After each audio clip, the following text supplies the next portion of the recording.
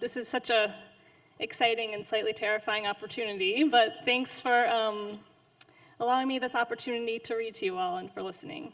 I'm going to read from my novel called In Other Kinds of Weather, and it's about a suburban family man who veers off course after losing his job while his wife is across the country at a mental health facility. This scene takes place about midway through. Late that evening, another summer storm. Frank couldn't sleep. He lay listening to the broken gutter rattling outside his bedroom window, clanging with the rain. With each clink, clank, ping, he tried to discern the damage. It seemed to be getting worse as the night wore on. He lay on his back, staring at the dark outline of chip paint on the ceiling, and thought of Kathy, trying to pinpoint the moment of change, a habit of mind. But it was hard to remember when she was just Kathy, before she was mother and wife, before Kathy in this life. The first winter after Ethan was born, something seemed to slip from Kathy. Her pregnancy weight dissolved quickly, and along with it, some other, more solid component of herself seemed to disappear as well. In the flurry of infancy, they'd been occupied by newness and demand as the days cascaded past them. Once over the hump of toddlerhood, a permanent scatter of Cheerios between cushions, their days smoothed into routine and they fastened to it. Work, school, weekend, lulling them until some milestone momentarily broke the haze. Natalie turned 10, double digits, or Ethan 13, a teenager, or a 5, then 10-year wedding anniversary, and they looked around before quieting again. Whenever Kathy's careful combination of medications slid out of balance, Frank grabbed hold, but he couldn't stop the fall. Kathy was there beside him, and yet she was gone. But Four Corners had guaranteed results. Isn't that what the brochures claimed? The rain grew heavier outside the bedroom window, and the clanking more insistent. He'd have to fix the gutter in the morning. On Kathy's side of the bed, a strand of hair lay across her unpressed pillow. Frank wrapped it loosely around his finger, noticing his own skin, the dried flakes across his knuckles, the dirt caked under his nails. The tangle of sheets twisted beneath his hips, and the light from his alarm clock cast a red glow across the comforter, already 2 a.m. Rain smacked the window pane, and then a roar of thunder sounded. He thought the entire house might come crashing down, collapse into a heap. The wind whirred, rattling the glass. Thunder struck again. And then a massive crash as a contortion of metal struck the bricks, and the gutter began to beat madly against the side of the house. Frank jolted upright and hurried downstairs. He crept through the dark kitchen, past framed photos on the living room walls, strangers, as if he were trespassing in someone else's life. In the garage, Frank checked his toolbox for twine, but no luck. On a shelf lined with buckets of old paint, he found a roll of duct tape and some wire hangers. He stood in his pajama bottoms and cotton t-shirt at the edge of the garage. A skeletal flash of lightning cracked the sky as he waited out the storm. The gutter swung suspended from a twist of metal. A grand finale in the sky, and finally the rain began to slow. He dragged the ladder to the side of the house, propped it beneath the bedroom window. With the roll of duct tape on his arm, he tucked the hangers into the waist of his pajamas. As he climbed, he urged the gutter not to fall, his voice falling flat in the night, nobody awake on Mulberry Drive to hear him. He concentrated on the wobbling sides as he pulled himself up, wiped his slippery hands, and regripped. With one hand, he rearranged the hangers, squeezing them tighter over his waistband. Finally, he threw his weight over the ledge and lay there for a moment, catching his breath against the wet shingles. The gutter hung down in front of him, face to face. He scooted onto his elbows and reached for it as a gust of wind whipped past, and the gutter took a sharp swing at Frank's head. He ducked just in time as it slammed against the bricks instead. Using his teeth, he tore off a long strip of duct tape and with the hangers worked to rig it up, hoisting the metal arm as collected rainwater spilled onto his lap. He triple-wrapped a sling and fastened the tape until it held. He wiped the rain from his face and assessed his job. A temporary solution, but it would do for now. From this vantage point, he could see the patterns along the street, trying to rework the flooding waters towards the drains. He looked out over the quiet cul-de-sac at his neighbors' darkened windows, everybody tucked safely inside their separate lives. The street slick with water, he could almost glimpse the breaks and turns along the past 16 years that led Kathy to where she was now. But when he tried to focus on it, grab hold of it like a firefly in the night, the spark extinguished, leaving him to grasp at nothing. hands cupped around a dark and empty space. The night settled around him, smelling of post-rain air, cicadas busy in their trees. A heaviness overtook him, daring to drag him into a sudden, brutal sleep right there on the rooftop. He checked his makeshift solution, tightening it once more, and then crawled carefully down the ladder, steadying his foot one rung at a time. Back in bed, he listened for the rigged gutter and tried to decipher its sounds. Every so often, he heard the metal rattling, struggling to break free, a Morse code signaling its warning all through the night. Thank you. And next we have Gabriel. Hello.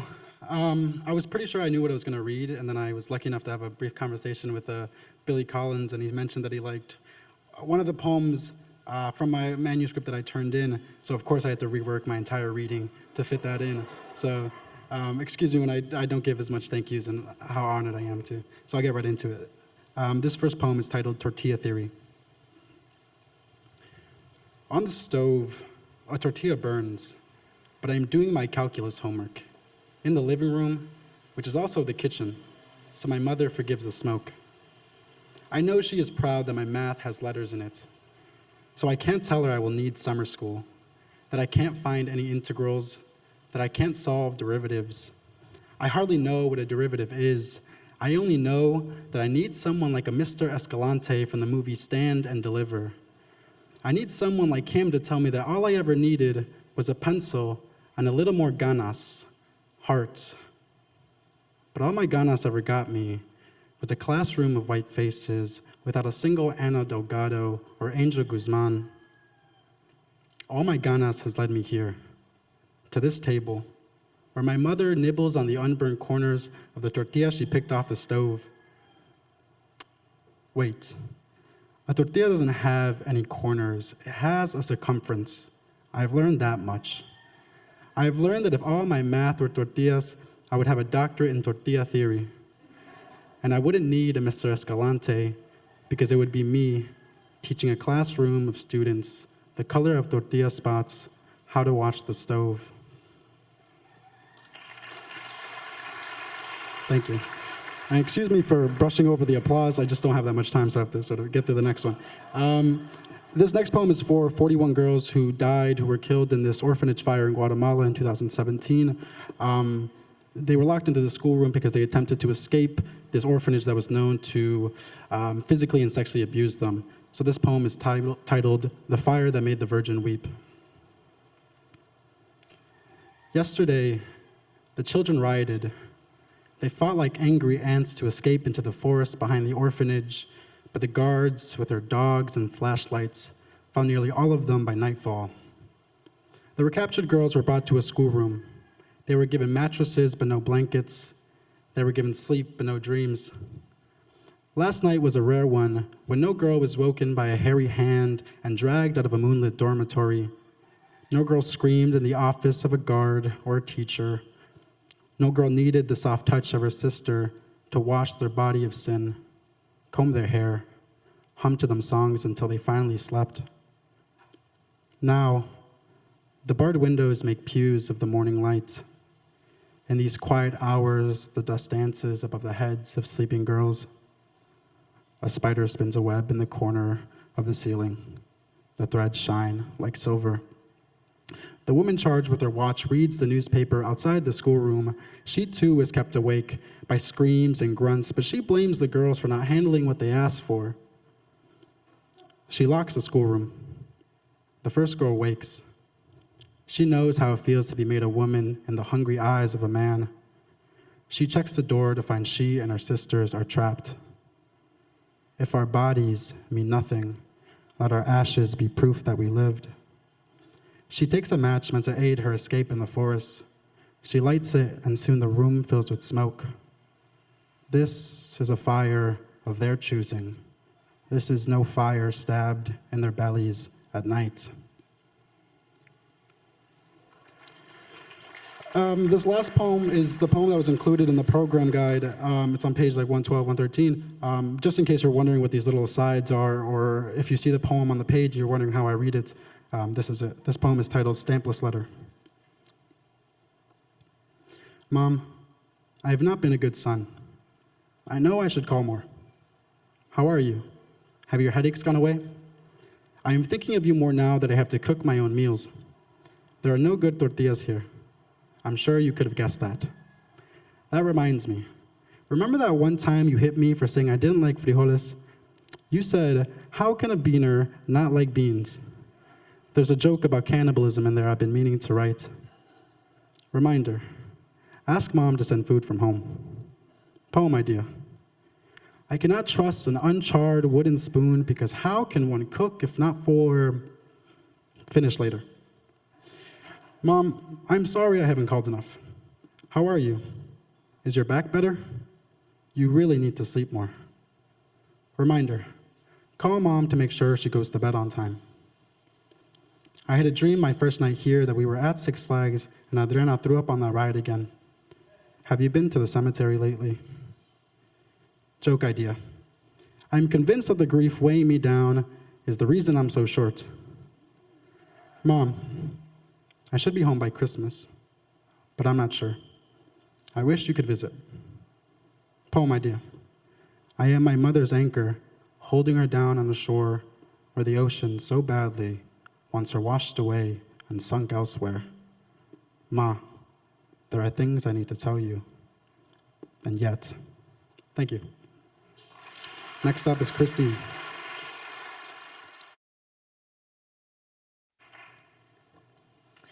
Hi, thank you to everyone who runs this seminar. It's so incredible to be here, and I'm really grateful. This has been amazing. Okay, so I'm gonna read from a story that came out this summer. It's a pretty long story, so you're just gonna get a taste of it. All you really need to know is that Lissa is a college senior, and she's supposed to be at a house party on campus tonight, and she doesn't want to go.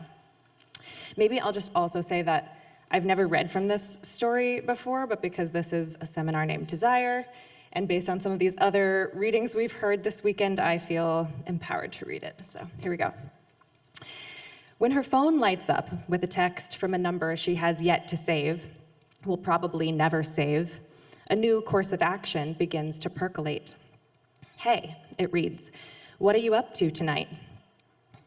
It was 10 days ago that she met this 607 area code, whose name she's forgetting now.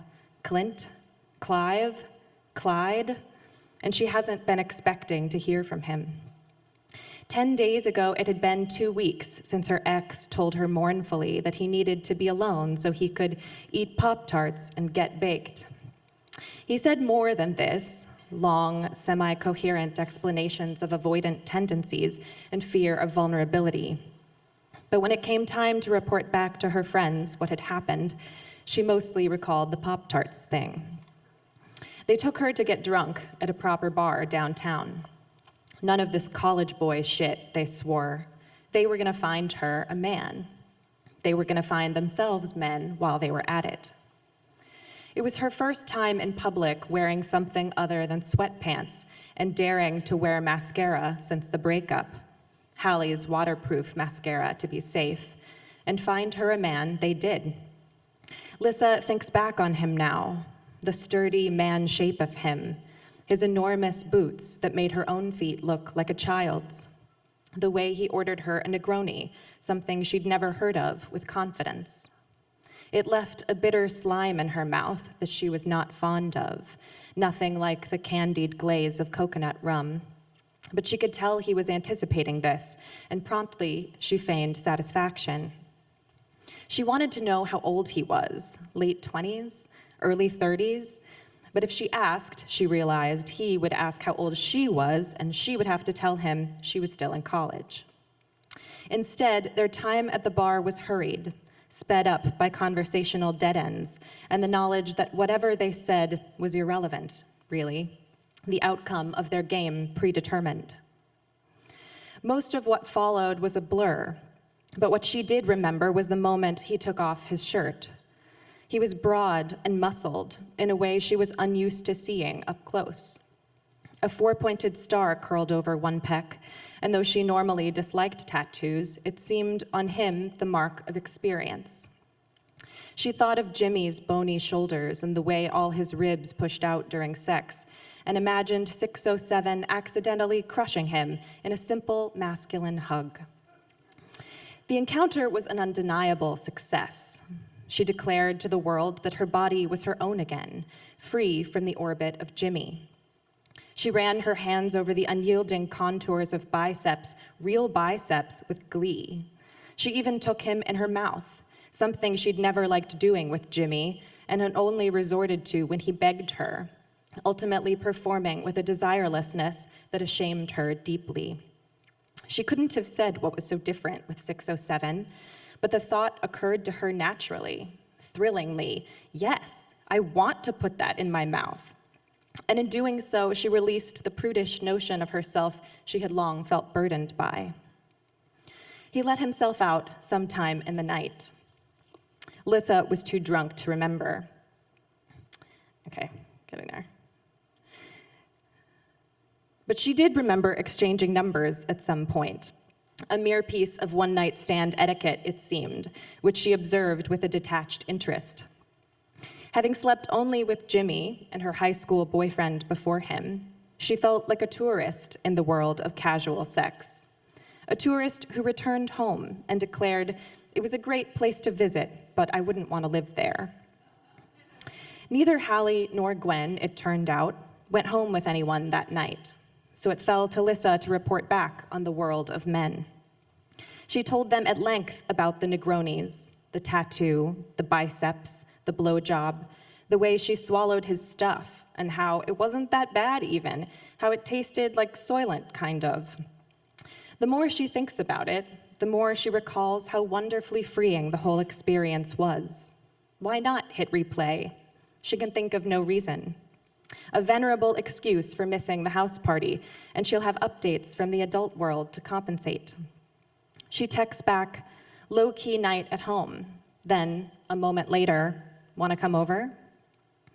607 wastes no time in responding, "Yes, can be there as soon as I get out of work around 9.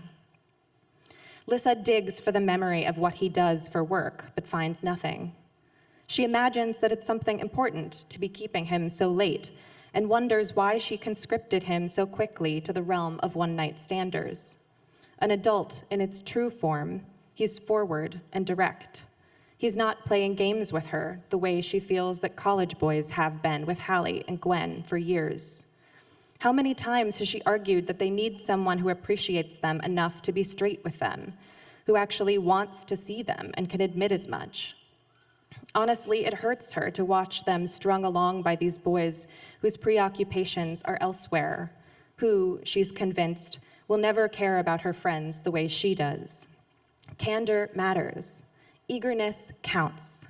And here are those very things. She vaguely remembers not having a whole lot to talk about with 607, but maybe it'll be nice to have someone around who she doesn't need to talk to.